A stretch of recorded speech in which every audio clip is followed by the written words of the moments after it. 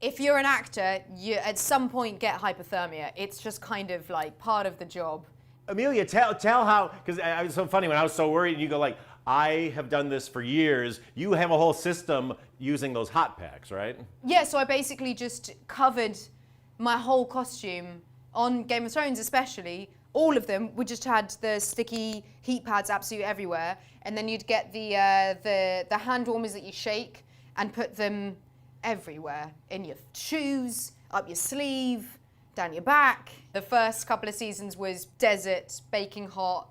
I would often have a little, I can't stand up, it's too hot, I've got a wig on. They don't make cold packs. You don't put high ice packs on yourself, do you? No, well, what the boys got, which we could never do under my costume, because you got the guys in the Night's Watch, and you've got Jon Snow, who's, you know, wearing a woolly mammoth all the time. So they've got these huge costumes. You can hide whatever the hell you want underneath there, to be quite frank.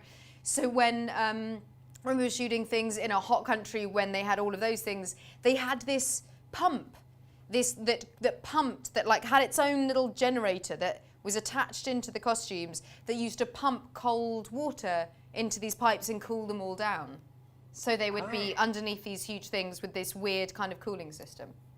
But girls weren't allowed that. All I could get was just the back of my wig was allowed to be lifted up every once in a while with my amazing hair department going, ooh, ooh. High tech, very high tech. Yeah, very high tech. Yeah. Well, that's, I mean, women in the business across the board have it so much harder for so many different reasons. I'm friends with a lot of stunt women, and, you know, when they're doing stunts, it's usually for somebody in a dress or a skirt or a blouse. And Yes. It's like, they can't pad up. They've got these tiny little pads. You know, the guys are all Yes. tough, and they got football gear on, so. As a woman, you're largely wearing something form-fitting.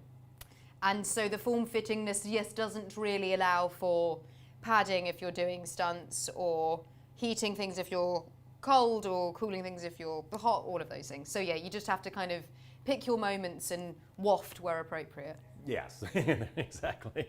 So you don't get the vapors, they used to call it back in the old days in down south with the hoop skirts and all that. They get the Right. vapors, but I think actually, indelicately, I think the vapors were when you had gas.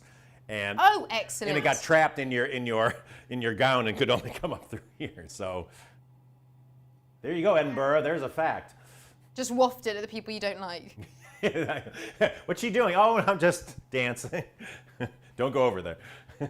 You do see that on film sets, because you're in these film sets for so long. You're literally there for sometimes 18 hours in a day. People fart. You gotta fart. You gotta go to the loo. You gotta fart. So I love it when you catch people being like, "Why are you in the corner? Why have you just taken yourself off to the corner for no reason?" I'm thinking about my lines. I can still smell it. Yeah. See, that is running lines code for going to cut the cheese. I'm just gonna explore this part of the wall for a minute, really quietly, or cough, or yeah. Oh, Edinburgh, they're so happy about this panel right now. On my first ever job, I was the guest lead in an episode of Doctors, and there was a really small space, and they're like, okay, we've literally got time for one take. Like, I'm so sorry, Emilia, I know this is your debut on TV, but we got one take, so don't mess it up. And I walk into this really small office, and I'm meant to look like shocked and alarmed and really upset about what I'm looking at, just horrified. And I walk into the door, and as I walk in, I just hear this, and one of the camera guys said, "Let one that, but I was like, you've got one take. Look horrible. Just smell the smell. Do some Joey Tribbiani acting. Just smell the smell. Could you blame it on the door? Like, this door's really squeaky. I think you need to oil Yeah, it. exactly. Yeah. And it really smells, exactly. Yeah. This is the stuff people in showbiz, who aren't in showbiz, don't realize we have to contend with. Indeed. We're still yeah, human. gas. Yeah. How quickly have we got into farts? Right. Okay, but that happens a lot when filming, right? The corpsing on set. I mean, you know, it's really awkward when you can't stop laughing in a scene you're not meant to stop laughing in. You're not meant to be laughing in. And it's a kind of, normally it's a cabin fever thing, right? So like on Game of Thrones, when we would all start making each other giggle, and the crew are literally like, stop it. Like, it's not funny, and that makes you laugh more, and it's bad, and you're like, and it becomes like it's like a disease. You literally can't stop laughing. Yeah, it's funny, you're right, because I mean, most crews, I find that so many crews that I work with, they get like upset when actors start to corpse like that. But I'm always like, I think I get so happy when it happens. First of all, because I know I'm going to get great DVD extras out of it. This is very true. And secondly, it just means that people are in a good mood and having fun. When you're shooting those scenes where there's like 30 of you and you're round a bloody table, let me tell you guys, that's long filming. Because you not only do you need this reaction, you need that reaction, then you need that reaction to that reaction, and then that reaction to that reaction, times 30. So you're there for 5 days shooting that. And in the end, words become meaningless. The script makes no sense. You're like, if I say orange another time, is it gonna make sense? Am I gonna? And when that happens, and then you start and then someone else starts, and it just kicks off, and then by the time it's come back to that person may have stopped laughing, but they've started, so then you start again, and it just endless corpsing when it is not appropriate. I love it. Everyone's dead. Stop laughing. You know, those speeches you have in another language, how in the name of God do you do that? It is the hardest bit of acting I've ever done, to the point where when I'm learning the lines, I'm like, this isn't acting! I'm not at school! Why is this so hard? Because they just make no sense. And then the more important the scene, the harder it is. And then you've got, rightly so, the crew being like, I don't know what this girl's saying. You know, and then you're like, where do we go from? Well, we go from... No, just go from the top. Just go from the top. Just go from the top. Yeah, can you pick it up from blah, blah, blah? Yeah, exactly. And I just have to always go back to the beginning. And then David and Dan are always like, just make it up. I'm like, do you have any idea how hard it is to make up something that's already made up? Like, it sounds, there was a couple of takes where I basically did bop. Like I did the song, I realised what I was saying, and I was like, Amelia, you've not made anything up, you've just rehashed a Hanson pop classic. Bop. Did wop?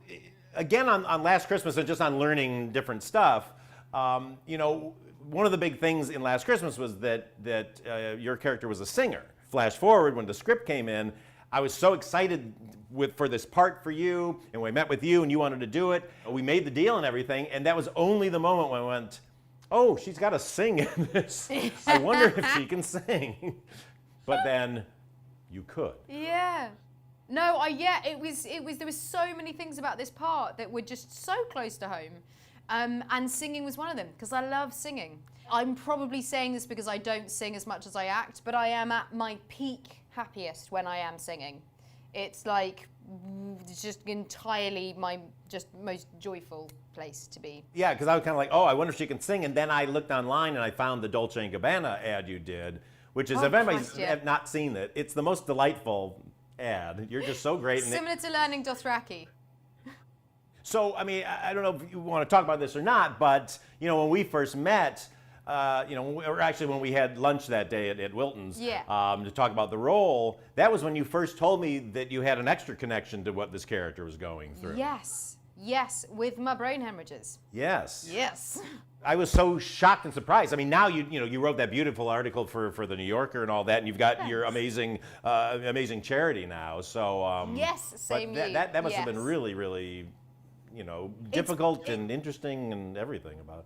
No, completely. I mean, I only told my story in order to do good, so start the charity. And I knew there was a moment where I wasn't going to ever say what actually happened to me, because I just didn't feel brave enough, and I didn't really feel like people would care. It's a celebrity sob story at the end of the day, but I then realized that I can't start a charity for brain injury without people being like, it's pretty specific. It's pretty on the nose there. Why specifically? So I was like, to avoid that awkwardness of me just going, well, I had 2 brain hemorrhages.